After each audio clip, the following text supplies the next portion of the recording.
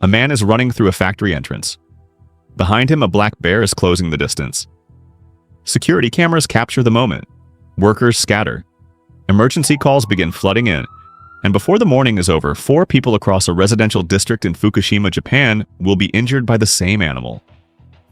The terrifying part is not just that it happened, it's where it happened. This wasn't deep in the wilderness. This wasn't a remote mountain trail where people go looking for danger. This was Fukushima, a place of factories, homes, roads, and routines. A place where people were expecting another ordinary Tuesday morning. And within minutes, that normality was gone. June the 2nd, 2026. The Sasakino district of Fukushima City was waking up like any other neighborhood in northeastern Japan. Factory workers were arriving for their shifts. Residents were starting their day. Streets that had looked familiar 1,000 times over were filling with people who had no reason to believe their morning was about to turn into an emergency. Then a black bear entered the area. And once it did, everything changed. According to public reporting, the first attack happened near Fukushima Steelworks. Security footage later showed a black bear chasing a man in his 20s near the entrance. He tried to get away. The animal kept coming. In seconds, the scene shifted from ordinary to unthinkable.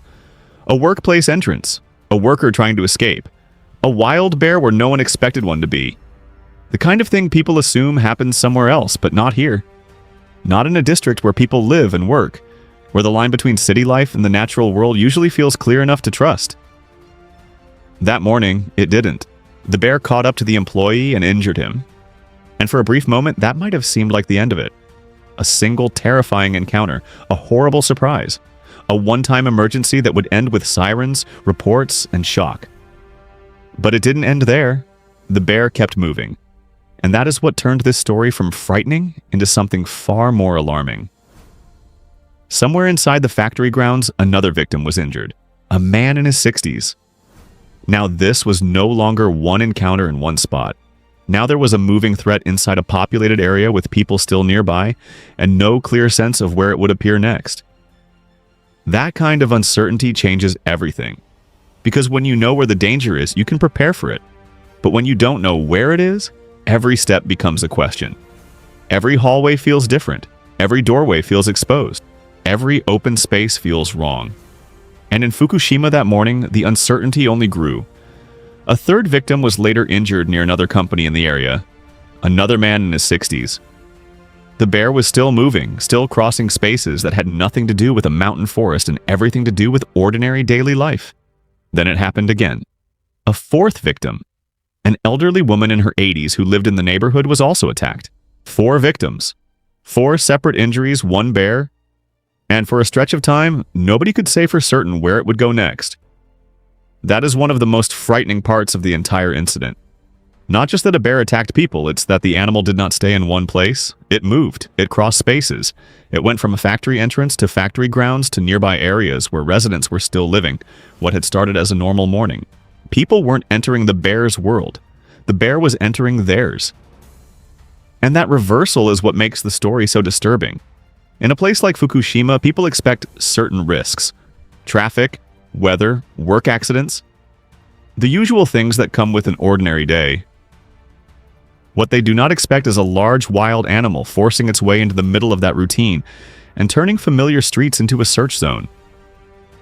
As the reports came in, police and emergency personnel rushed toward the area. Residents were warned to stay alert. Authorities worked to understand where the bear had gone and whether it was still nearby. That question became the center of the fear. Where is it now? Because once a bear enters a populated district and disappears from immediate view, the danger does not automatically end. In some ways, that is when it becomes even worse. A bear can cover ground quickly. It can move through blind spots, behind buildings, across company grounds, past fences, into spaces where no one expects it. And once people stop seeing it, they start imagining every possible place it could be. And guessing is a terrible place to be when something that dangerous is still out there. For residents, the uncertainty may have been worse than the first sighting itself. At least when you see the threat, you know what you're dealing with. When you don't see it, every sound becomes suspicious. Every movement outside becomes a reason to look twice. Every minute becomes harder to trust. That is what the Fukushima attack did to the community. It didn't just injure 4 people, it changed the atmosphere of the entire district. A morning that had started with routine became a situation where people were being told to stay cautious, stay inside, and wait for updates. And while the immediate attacks were shocking, the larger context made the story even more unsettling. This did not happen in isolation. Across Japan, bear encounters have been rising. Reports of bears entering populated areas have become more common. These are no longer only stories from deep mountain regions or isolated hiking trails.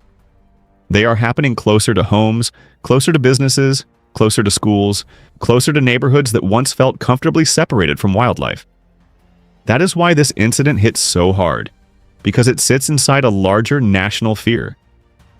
Japan's Environment Ministry reported that 2025 saw more than 230 bear attacks nationwide and 13 fatalities, both record highs. Those numbers are hard to ignore. They suggest this was not just a freak moment or an isolated anomaly. It was part of a larger pattern that residents and authorities were already watching with concern. But numbers only tell part of the story. Statistics don't show what it feels like to be in the middle of it. They don't show what it feels like when a bear appears where it has no business being. They don't show the shock of realizing that the place you thought was safe is suddenly under threat. That is why Fukushima matters. Because it takes a national trend and makes it personal.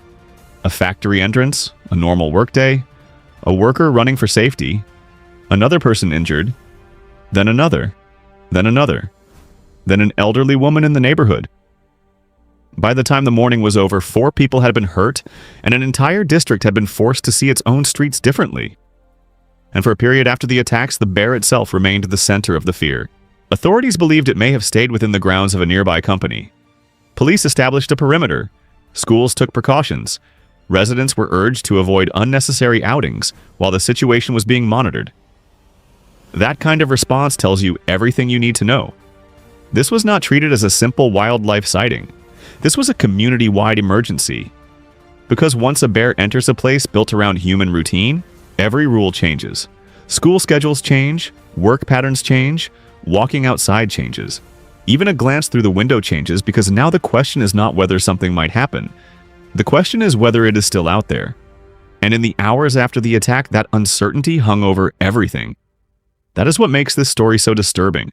Not because it needs exaggeration, not because it relies on spectacle, but because it hits on something deeply familiar. The idea that normal life can be interrupted without warning.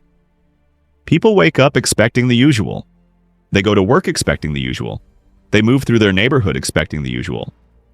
Then something wild crosses the line, and suddenly the ordinary morning is gone. That is why this story lingers. Most people would never imagine a bear in a place like this, not beside a factory, not near a neighborhood street, not in a district where people are already thinking about work, errands, school, and the rest of the day ahead. But that is exactly why it lands so hard. It breaks the sense of separation people depend on. It shows how quickly that barrier can disappear. And once it disappears, the fear spreads fast. What if it's still nearby? What if it moves again? What if someone else sees it first? What if someone else doesn't? That is the kind of uncertainty that can silence an entire community in minutes. Fortunately, authorities later reported that none of the injuries were life-threatening. 3 of the victims suffered relatively minor injuries. The elderly woman was more seriously hurt but was expected to survive. That matters. It matters a lot. But even without fatalities, the psychological impact remains powerful. Because this story is not just about injury. It is about exposure. It is about the moment a place becomes unfamiliar. It is about the realization that the boundary between wildlife and human life can fail far more quickly than people want to believe.